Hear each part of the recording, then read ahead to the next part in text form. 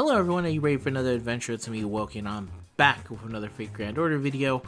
What are we going to be talking about today? Well, Paper Moon is getting pretty close to being released. We're going to be having a stream on the 18th, and I'm going to assume we're going to go into maintenance, and when that is done, Paper Moon will be here. So it'll be a new chapter if you're all caught up with all the current story events, but if you're not caught up, there are a couple banners and stuff like that. And for today's video, I'm going to be looking at the very small things that are going to be coming with this chapter release, and talking about the main banner that's going to be releasing on the day of release. I'll take a look and tell you what the other banners upcoming, but in terms of actual talking about the units, I'll save that for another video, just because it would make more sense to me in that way. I'm trying to make it hopefully be not too long of a video, a decent sized video. But let's get into it, huh? So Paper Moon chapter releases, there'll be new servants, Bhima, Duryodhan. I don't know if I'm pronouncing that right. I tried to look up the pronunciation because I was really interested in it. And in the English case, everyone in the pronunciation pronounced the Duryodhana. And then the ones that I saw that were more, I think it was Hindi, they didn't put the A. So I like the way it sounds without the A. Feel free to correct me and I will hopefully get it right by the time I have to do the story and bring his name up a whole bunch. And the other one is Durga. There'll be new items for ascension purposes and for skill leveling up. Yay, the Vestige of Madness and the Ether Photon Converger. Class score extra to unlock. If you clear Paper Moon, one of the 4 stipulated classes in extra 2 will receive the benefits of the class score upgrade. Not all of them, just alter egos, because this chapter deals with alter egos. There'll be new permanent craft essences with this update. They'll be also removing Codecast, which if you don't know what Codecast is, it is this one, the 4-star with Rin on it. So if you somehow weren't able to get this thing max limit broken, you'll never be able to. Sad. But, you know, at this point I've maybe pulled like 20 of those damn things. 20 might be on the low side, but I've pulled a lot. There'll be new permanent summoning pool CEs. They will not be on rate up, they will just be added. So those CEs are the Elevator of Penitence. Penitence. The Penitent Man kneels before God. There you go. Penitence. This one is a Buster plus 10%, critical damage plus 15%, and Buster card absorption plus 100%. When max limit broken, it's 15%, 20%, and a 200%. And the other one is the Labyrinth of the Lost Flowers in Bloom, which is another 5-star, and this is the Arts version of that, with Arts plus 10%, critical damage plus 15%, and Arts card star absorption plus 100%. When max limit broken, 15%, 20%, and 200%. And the last one is a 4-star called Dreams of the Crimson Illegitimate Daughter, which is an attack damage up 25% and critical attack chance resistance 25% for 3 turns. When max limit broken, it is 30% and 30%. And next, we have the Chaldea Broadcast Volume 20 commemorative login bonus. That's not what it's going to be called for us, but basically for this stream we should be receiving 14 Saint Quartz. I don't see why we wouldn't. We'll always get these, so we get them. That simple. They'll also be releasing DVCMs, both a short version and a long version to go alongside it. If you want to take a look at what's happening in the not the Lost Belt, the Ordeal Call, that's what it is for Paper Moon. And now finally we'll go to the summoning campaign. There are 3 banners, like I said. First one features Bhima and Duryodhan. The next one features Kama, Langling Wang, Gilles de Reyes Saber, and Gilles de Reyes Caster. And then the next one is one that features Durga and again Duryodhan. I really hope it's at least a decent way of saying his name, because I really do like saying that, so I may just not. I may just keep saying that. Forgive me. I know a lot of people get annoyed by the way I pronounce stuff. I try and get better. It's just not, that dog won't hunt. Anyway. And like I said, the new permanent craft essences will be in the banners, but they will not actually be on rate up. So let's go over the units. Going over for this one, Bhima and Duryodhan. So we'll go to Duryodhan. He is a berserker. He has 1 quick, 2 arts, 2 buster, 5 hits on quick, 3 hits on arts, 3 hits on buster, and 5 hits on extra. His active skills are Charisma of the Relatable Vice, B-, increases party's attack for 3 turns, increases party's crit damage for 3 turns, and then increases one random ally's critical star absorption by 5,000 for 1 turn. 20% to attack, 20% crit damage, and the cooldown is 5. His second skill is the Lati Kala. Kella? Kala? Kella? No, Kella. A. Again, another word I don't know how to say. Increase own arts performance for 3 turns, increase own critical damage for 3 turns, gain crit stars, 30% to arts, 30% to crit damage, 15 to stars, 6 cooldown, and that is his second skill. His third skill is the Child of Evil Omens EX. An increase to one ally's critical star absorption for 3 turns, gains crit stars every turn for 3 turns, charges own MP gauge by 10% every turn for 3 turns, and then reduces all enemies' debuff resistance for 1 turn. 500, not 500, I keep saying that by accident. 5,000 to the star absorption to 1 critical ally. Star regen is 20, the 40% debuff resistance when reduces all enemies by 40%. Yeah, that's the debuff. Words. Cooldown is 6. His one passive skill is Madness Enhancement E-, because he's a berserker, just, you know, not that crazy of a one. His third skill is an Anti-Lancer critical attack chance resistance, and his Noble Phantasm is the Jai Kurava, the firstborn among the 100 Sons. Rank A, Anti-Army, hits 6 times, deals damage to all enemies. At MP level 1, it's 450% damage. If you get them all the way to 750%, then that means you have it at MP level 5. His overcharge effect is a chance to reduce the quick arts and buster resistance by 20%. All of them are different activations. They will also activate first before the damage, which is nice. At charge level 1, it's a 60% chance for quick arts and buster, and if you get them all the way to the final charge level, it's 100%.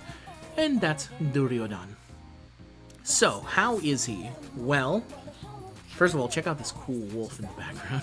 He is a Paco servant, so I think by default he's cool, and I want to have him no matter what. And unfortunately, he is story locked, which that means you can only really get him on banners that feature him. It's kind of like limited, but they don't show up as much as limited units for whatever reason. In terms of a berserker AoE for arts, they kind of have rough composition because, you know, Summer Ibuki exists. So if you have Summer Ibuki, there's no real reason to have this guy for any reason. But if you end up getting him or you wanted to use him, thankfully enough, his kit is different from hers, that you could find other ways to use him, such as needing him for a fight that would need to apply a bunch of debuff resistance for a single turn, which is... It's a niche ability, but when you want it, it's very nice to have it. The one thing I'll say is that he seems to be very... he's a supporter, which is nice. The problem is that he's also a berserker. You know what berserkers are really good at? Dying to a single crit hit from anything. He has no real way to protect himself. So, I think he'll do perfectly fine as an AoE just because the main problem with using a lot of AoE arts units when they're berserkers is NP gain, but you have Castoria, and Castoria is able to give you a buttload of NP gain, so I don't see that being too much of an issue. It is nice that he can, in theory, reduce enemies by a decent amount, and also if you look at this, like the fact that you can chain this with the third skill, so you can lower the debuff resistance, and then that will work perfectly with his first overcharge. That's very nice. It helps put a little bit of the RNG away from the skill, but the issue also happens is that only lasts for really 1 turn, and then it goes away. So, I don't know. I think there's parts of his kit that seem really nice that you could probably fit onto a very silly team, but for the most part, you have to kind of want him to actually go get him. I think you're fine to skip him, I think. If you feel different, feel free to tell me. I do, again, kind of want him, and I'll probably end up getting him, because I do plan to summon a little bit for Bhima, and then summon a little bit more for Durga. So, either way, I'll be, I think, getting some copies of him. We'll see. Maybe my luck is really bad. My luck has been really good lately, so that only means eventually the pendulum swings in the opposite direction, right? So, next, Bhima. I also don't know if this is how you pronounce his name, but I assume it is. Maybe I can have him say his name right here. Go ahead, my guy. Oh, Bhima da. Bhima da. So yeah, I guess I'm Bhima. One moment as I sneeze. Alright, I sneeze. You didn't hear any of that because I stopped recording so I could go do that. He's a Lancer. He has 2 quicks, 1 arts, 2 buster, 4 hits on quick, 3 hits on arts, 3 hits on buster, 5 hits on extra. His active skills are Vasuki's Wonder Medicine, A.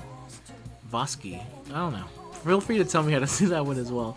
At this point, I'm just going to start a long list of, just tell me every single name I've ever gotten wrong in my entire life.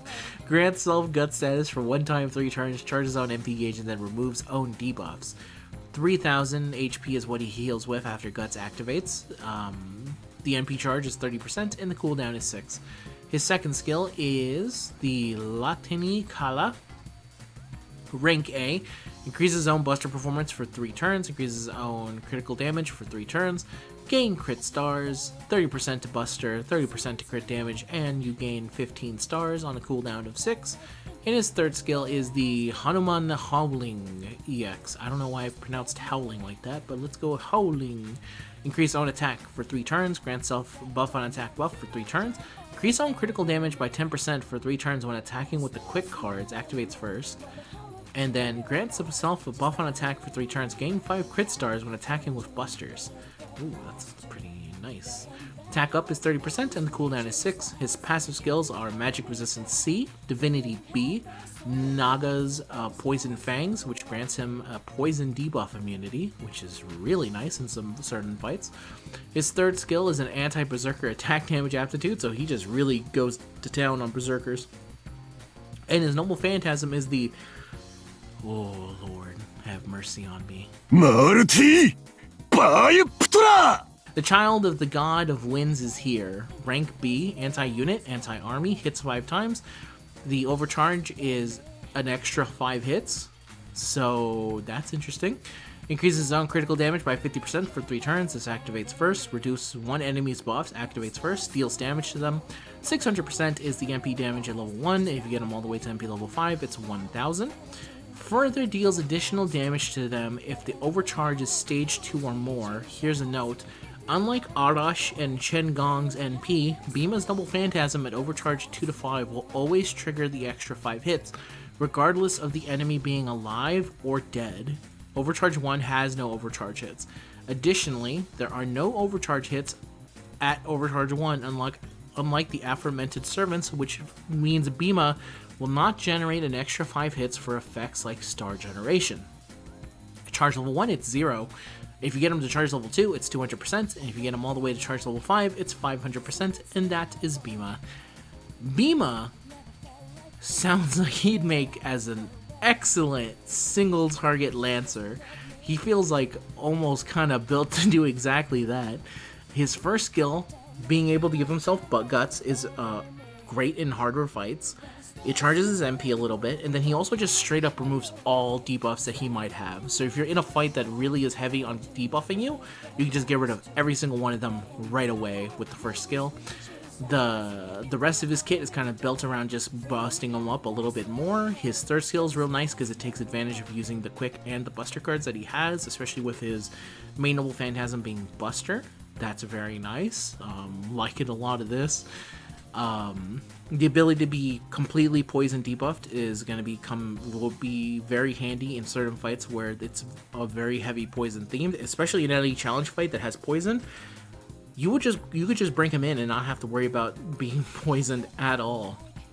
It's very nice to have, for sure. And this Noble Phantasm is cool.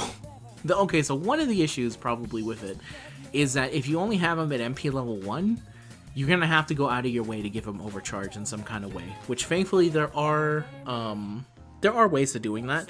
There's a way for you to stack up the buffs specifically so that he hits overcharge. There's a way for you to just give him straight up with a CE some overcharge. Some certain skills will give overcharge, which is nice. But yeah, you're gonna have to go out of your way to give him overcharge if he is not at MP level 1. But if you're able to go into it, you're going to be dealing a decent bit of damage. At overcharge 1, he's already dealing as much damage as he would for at being at level 2. So even if you were at level 1, you give him a little bit more of that damage, he's doing a lot more damage at 1000. Yeah. Yes, this is a really good Noble Phantasm. I did not actually know what Bhima did until I started reading this, so I was like, okay, I didn't know. I'm sorry, Bhima, I didn't know that you were like this. He seems really cool to use, which is good, because he looks cool. Similar to Duryodhan, I like the look of him a whole bunch. Another Paco servant, I think Paco hits on basically every single servant that he's ever released. If I can look back at this, it's nothing but pure bangers at every single servant. Okay, to be fair, Arjuna is not a banger of a unit, it's a banger design of a unit. But, and then that was eventually fixed with Arjuna Alter. But yeah, I like all the Paco servants. Even Thomas Edison. Shoutouts to Gay for Edison. He left us for Final Fantasy XIV long ago, but I still remember your name. I love every single one of the Paco servants. So maybe it's a little bit of a bias coming in for this one. But either way, I think he's really cool. If you're looking for a single target Lancer, he's going to do you really well. I would actually not mind a single target Lancer, because I do have a couple single target Lancers, but I don't think I have them for specifically Buster, just because when in the small form of it, Melusine, she has a single target and she has an AoE, but the single target for me, it's an arts, so it doesn't really fully, I can never use her third skill when I'm doing it. Makes it a little bit more of a challenging fight, and usually she deals enough damage that it doesn't matter, but it's still something in the back of my head going like, I just can never touch this one button until I'm sure the fight's about to end or something. So I'm definitely going to be doing a summon video trying to see if I can get them. Not going to go too hard. Here's the other thing that's kind of a bummer is that we're getting really close to Anniversary. So for most people, I would suggest saving for Anniversary or Summer.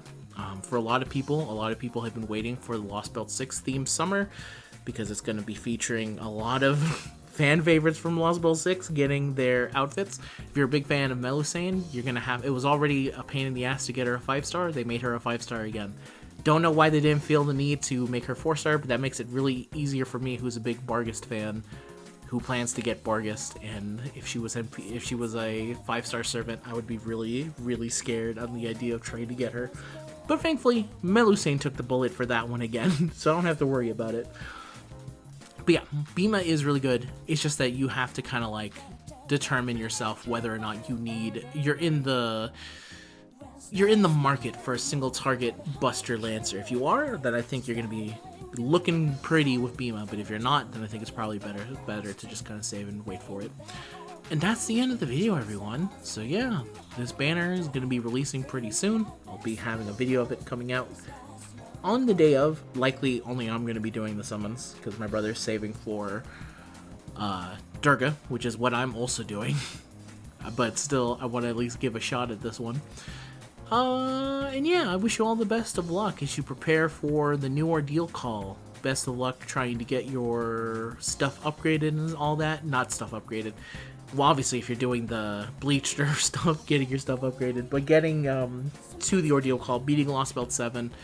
I was talking to someone, it sounded like I had an easy time with the final Lost Belt 7 boss, and it was not that easy for most people, but it was for me, so I feel like I got really lucky. So who knows what it's going to be like when I get into Paper Moon.